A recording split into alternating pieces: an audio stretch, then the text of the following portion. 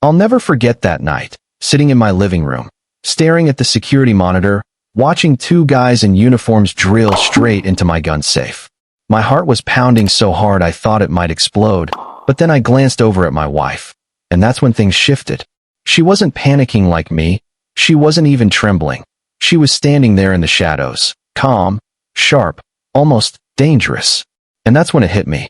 I didn't know who I had married. Not really. See, just a few months before, everything felt picture perfect.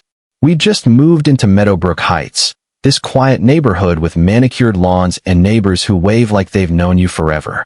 My wife, Claire, taught third grade at the local elementary school. I worked from home in IT. We had our routines: coffee on Saturdays, cheap takeout on Fridays, binge-watching crime shows even though I secretly hated them. It was simple, suburban, safe. At least I thought so. The one thing I truly obsessed over was my grandfather's old rifle collection. Antiques from the Korean War, worth more than 80 grand if you believe the appraisers. They weren't just metal and wood to me. They were family history, legacy, the kind of thing you lock up in a half-ton Browning safe bolted straight into the foundation. I used to ramble about them over dinner, and Claire would smile and tease me, call it my man cave museum. I thought she was just humoring me. Turns out she was memorizing every word. And then came our neighbor, Margaret Kane, HOA president, salon owner, the kind of woman who floats into your house with cookies and a smile like she's running for mayor. She drove a spotless white Lexus with vanity plates, hair always perfect, voice dripping with honey. And when she spotted my gun safe, her eyes lit up like a kid on Christmas. "Oh, vintage firearms," she said, touching the glass. "My late husband collected. Priceless things, really need special care." She asked questions, specific ones. Models, values, how I stored them, even whether we traveled much. I thought she was just being neighborly, maybe even impressed. Claire, though, was quiet, watching her with this unreadable expression. Later she said, "Don't you think those were oddly detailed questions?" I brushed it off. I mean, who suspects their neighbor with homemade banana bread of being a predator? Weeks passed, and Margaret kept popping by, always lingering near the safe, always steering conversation toward security systems, daily routines, whether Claire stayed late after school. I didn't see the pattern, but Claire did. She started pulling back, answering vaguely, studying Margaret like she was grading a tricky exam. Then one night, I looked out the window and saw Margaret with a uniformed officer, pointing at our house, gesturing toward our bedroom window, the guy taking notes like it was an inspection. My stomach turned, but I told myself it was probably neighborhood watch or something. Except later that week, a black pickup circled our block 3 times, slow, snapping photos of our house like they were casing it. By then, sleep didn't come easy.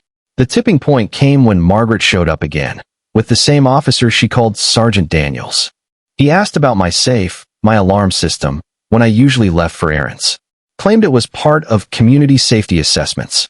Claire asked for his badge number, and Margaret cut in smoothly, saying some units aren't in public directories. The whole thing was rehearsed, like a bad play. After they left, Claire told me 7 families with gun collections had moved out of our neighborhood in just the past few months. Always quietly, always after a visit from Margaret. That's when I felt the trap closing. Soon after, we got the text message. Unknown number, middle of the night. Asterisk, we know you've been asking questions. Bad move.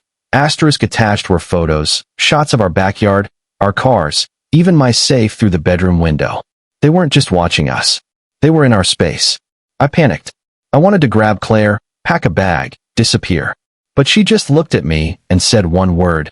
No, she walked straight to the safe, punched in a code I didn't even know existed, and opened a hidden compartment. Inside was a folder thick with documents, surveillance photos, even a picture of Claire in a Marine Corps uniform.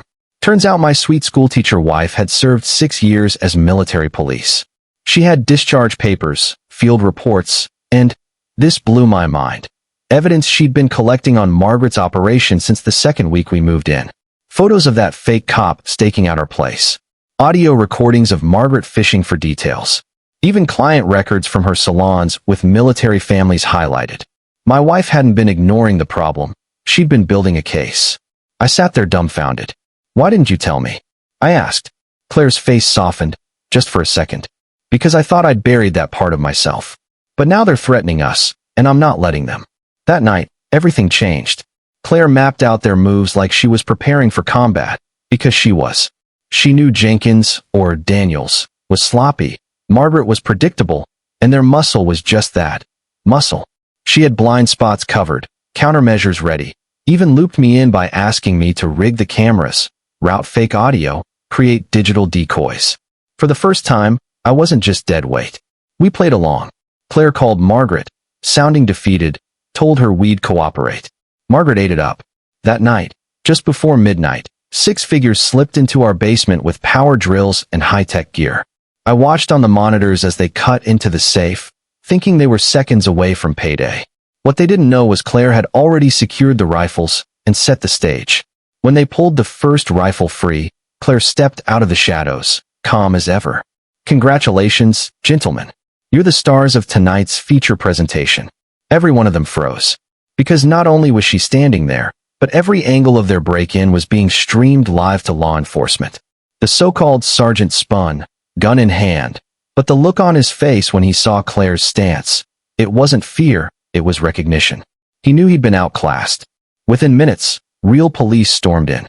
Detective Alvarez, a man with no patience for posers, snapped cuffs on the crew while thanking Claire for the mountain of evidence she'd compiled. Insurance fraud, intimidation, theft, the works. It was airtight. But here's the kicker. Margaret, the mastermind, never showed. She'd cashed out, closed her businesses, and slipped out hours before, like she'd planned for the worst. And the next morning, she tried to spin the story online, claiming she was a victim, that we were the dangerous ones hoarding illegal weapons, that she'd been protecting the community. Her live stream had thousands of viewers nodding along. But Claire wasn't done. She pushed out our footage, everything. The break-in, the threats, the client lists, the recordings. Suddenly, Margaret's comments were flooded with people calling her out, demanding her arrest. Within hours, federal agents picked her up in another state. 3 months later, life in Meadowbrook Heights went back to normal, or at least a version of normal. Neighbors started waving again. The HOA was rebuilt from scratch, and one sweet old lady brought us pies for being heroes. Claire just laughed, saying, "We were just neighbors helping neighbors." But I knew better. And sometimes, late at night, I still think about it. That perfect suburban dream, and how quickly it unraveled to reveal something darker. But also how the person I thought was just a gentle schoolteacher turned out to be the fiercest protector I could ever ask for. Now here's where I'll leave you with a question. If you found out your spouse or neighbor was hiding a past like Claire's or Margaret's, what would you do? Would you feel betrayed or relieved? Drop your thoughts in the comments, because I'd love to know where you stand on loyalty, justice, and the thin line between ordinary suburbia and the secrets hiding right next door. And hey, if you've ever had a neighbor story that made your jaw drop, share it below. I'll be reading every one.